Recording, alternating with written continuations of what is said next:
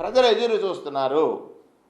అంటే ప్రజల దృష్టిని మరల్చడానికి మీకున్నటువంటి మీడియా బలాన్ని ఉపయోగించుకొని, ప్రజల దృష్టిని మరల్చడానికి మీకున్నటువంటి మీడియా బలాన్ని దృష్టిలో ఉంచుకుని ఈ రకమైనటువంటి ఎవరైతే ప్రజాపక్షాన గొంతు వినిపిస్తున్నారో, ప్రత్యేకంగా బలహీన వర్గాల్లో ఒక వాయిస్ ఉన్న నాయకుడిగా జోగి రమేష్ ఉంటే ఆయన పైన ఈరోజు ఏదైతే కేసుని మీరు లాంచ్ చేశారు, ఏసీబీ అంటే ముఖ్యమంత్రి గారి కనుసన్నల్లో జరిగేటువంటి సంస్థ, ఆ సంస్థ ద్వారా మీరు కేసు కట్టి వారి తనయుడిని అరెస్ట్ చేసిన విధానం చూసినట్లయితే ఒక్కసారి ఆలోచించాలి. రాష్ట్రంలో ఉన్నటువంటి బలహీన వర్గాలకు సంబంధించినటువంటి ప్రజలందరూ కూడా, అంటే బలహీన వర్గాల్లో ఎవరైనా రాజకీయాలు చేస్తే వారి మీద బురద జల్లి,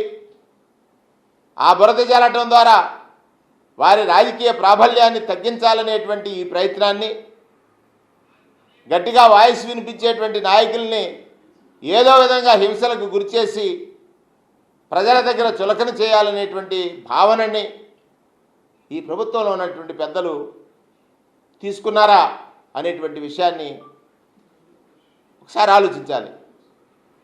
50 సంవత్సరాలు దాటినటువంటి బలహీన వర్గాల వారికి పెన్షన్ ఇస్తానన్నారు. దాని గురించి ఎక్కడా ప్రకటన చేయటం లేదే. మీరు పదే పదే చెప్పారు, ప్రతి సమయంలోనూ ప్రతి మీటింగ్లోనూ మా ప్రభుత్వం వచ్చిన వెంటనే మద్యం ధరలు తగ్గిస్తామని. మరి 4 నెలలు అయింది, తగ్గుతాయని ఎదురు చూస్తున్నారు జనం, లేదు. అంటే గడిచినటువంటి ప్రభుత్వం మీద, గడిచినటువంటి పాలకుడు చేసినటువంటి మంచి సంస్కరణల మీద దానికంటే గొప్పగా చేసి మీరు మెప్పించాలి తప్ప వాటిని తీసివేయాలనేటువంటి ప్రయత్నం. వాలంటీర్ వ్యవస్థ చూడండి, 2,60,000 మంది వాలంటీర్స్ గాలిలో ఉన్నారు. ఇద్దరికి ఏదైనా కష్టం వస్తే అక్కడికి వెళ్ళి వాదార్చి ఫోటోలు దిగి పేపర్లో పెద్ద పెద్ద ప్రకటనలు చేసుకునేటువంటి వారు 2,60,000 మంది యొక్క జీవితాలు వాలంటీర్ వ్యవస్థలో. దానికి ఏదో ఒక దిశానిర్దేశం చేయలేని స్థితిలో ఇవాళ ప్రభుత్వం ఉంది. పెన్షన్ పెంచారు, సంతోషం. పంచడానికి పండుగ చేస్తున్నారు, అది సంతోషం.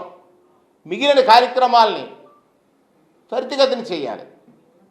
అంటే దానిలో కాలయాపన కోసం ఈ రకంగా బలహీన వర్గాల్లో ఎదిగిన నాయకుల పట్ల ఏదో ఒక బండలు వేసి వారిని తగ్గించాలని చేసే ప్రయత్నం. మీకు తెలుసు, రాజకీయాల్లో అధికార పక్షం బాధ్యతాయుతంగా ఉండాలి. ప్రతిపక్షం మీకు ప్రజావసరాలను ప్రతిసారి గుర్తు చేస్తుంది, దాన్ని సహేతుకంగా తీసుకోవాలి.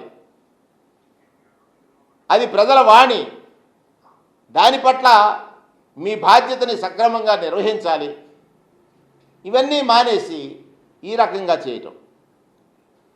ఇంకొక విషయం, ముఖ్యమంత్రి చంద్రబాబు నాయుడు గారిని నేను కోరుతా ఉన్నాను. బలహీన వర్గాలకు మీరు చాలా హామీలు ఇచ్చారు. అంటే బలహీన వర్గాల తరఫున ప్రశ్నించేటువంటి జోగి రమేష్ లాంటి వారిని ఇబ్బందులకు గురి చేస్తే ఆ బలహీన వర్గాలకు ఇచ్చినటువంటి హామీల్ని కొంతకాలం కాలయాపన చేయొచ్చు అనేటువంటి ఉద్దేశమా?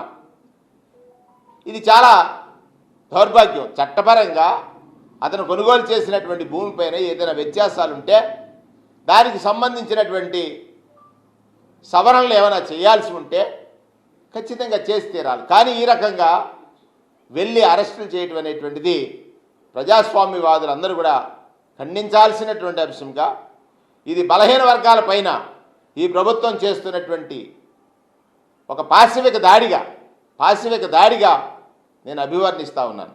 అంటే ఎవరు గడిచిన ప్రభుత్వంలో పాలకులుగా ఉన్నా, లేకపోతే గడిచిన ప్రభుత్వంలో రాజకీయ నాయకులుగా ఉన్నా వారందరి పట్ల మీ దృష్టి ఒకే విధంగా, అంటే వైఎస్ఆర్ కాంగ్రెస్ పార్టీలో పనిచేసినటువంటి వారి పట్ల వారిని అణిచివేయటం ద్వారా మంచి మ్యాండేట్ ఇచ్చారండి. అణిచివేయటం ద్వారా మీరు పొందాలనుకునేటువంటి లబ్ధి ఏమిటో నాకు అర్థం కాలేదు.